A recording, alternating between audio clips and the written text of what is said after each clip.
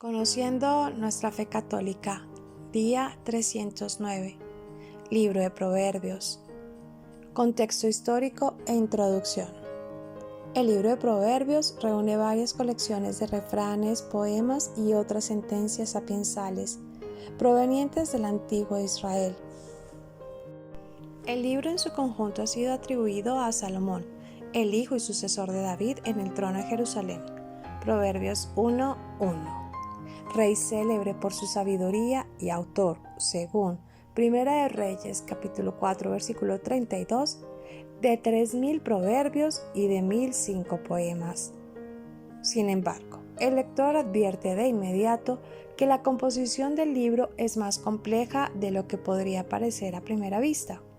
Además, entre los autores y recopiladores de proverbios y dichos sapiensales, no se menciona solamente al rey Salomón, sino también a otros sabios, como Agur, Lemuel, y los escribas que cumplían sus funciones en la corte de Ezequías, rey de Judá. De ahí que la estructura del libro pueda presentarse sintéticamente en el siguiente esquema. Primero, la introducción, capítulo 1. Segundo, primera colección de poemas sapiensales, capítulo 1, versículo 8 al capítulo 9, versículo 18. Tercera, segunda colección, Dichos de Salomón, capítulo 10, versículo 1 al capítulo 22, versículo 16. Cuarto, tercera colección, Dichos de los Sabios, capítulo 22, versículo 17, capítulo 24, versículo 22. Cuarta colección, Otros Dichos de los Sabios, capítulo 24, versículo 23 al 34.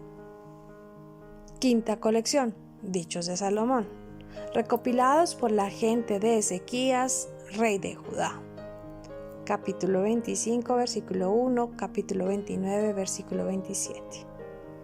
Sexta colección, Dichos de Agur, capítulo 30, versículo 1 al 33. Séptima colección, Dichos del rey Lemuel, capítulo 31, versículo 1 al 9.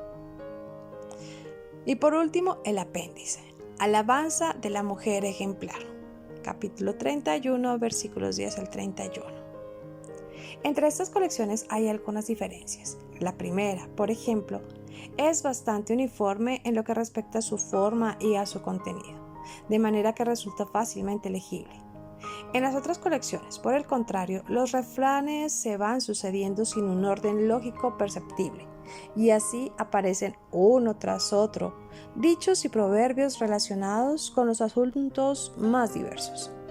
El libro de Proverbios representa, en lo esencial, un tipo de sabiduría que es común a todos los pueblos.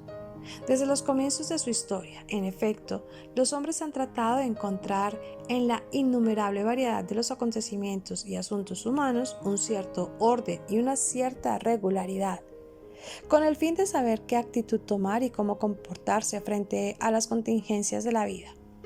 La sabiduría consiste, entonces, en observar cuidadosamente lo que acontece en el mundo, en sumar otras experiencias a la suya propia y en hallar, tras el aparente desorden de los hechos humanos, esas normas y regularidades siempre repetidas, que es provechoso e incluso indispensable conocer para tener éxito en la vida.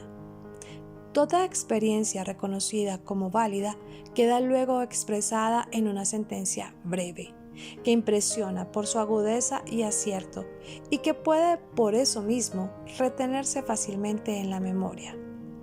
De este modo, cada máxima o sentencia sapiensal se convierte en una especie de señal que permite evitar un peligro o encontrar el camino recto en circunstancias particularmente difíciles o ambiguas. De ahí que la sabiduría expresada en el libro de Proverbios tenga en amplia medida lo que se ha dado en llamar un carácter internacional. Los refranes, efectivamente, pasan con mucha facilidad de un pueblo a otro, y dichos sapienciales semejantes se encuentran abundantemente en la literatura de la antigua Mesopotamia, de Egipto y de otros pueblos del Antiguo Oriente.